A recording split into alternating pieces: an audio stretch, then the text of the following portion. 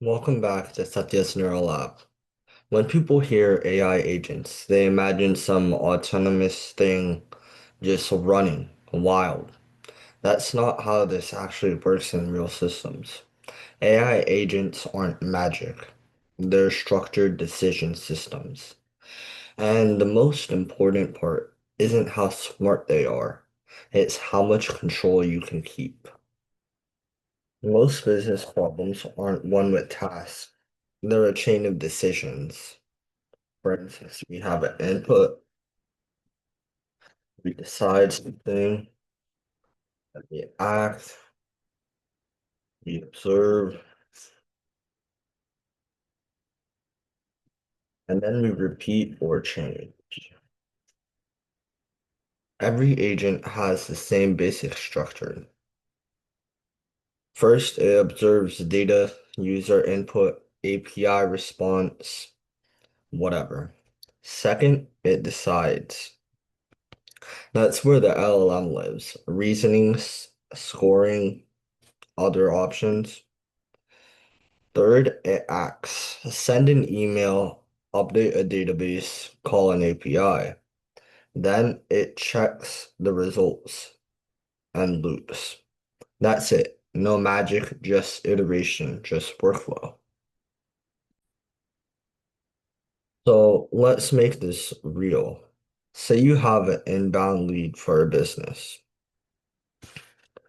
The agent reads the lead goal. It then scores it based on rules, so the constraints.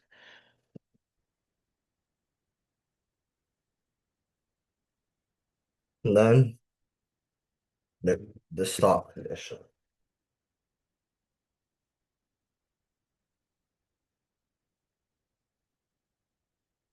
It decides if it's worth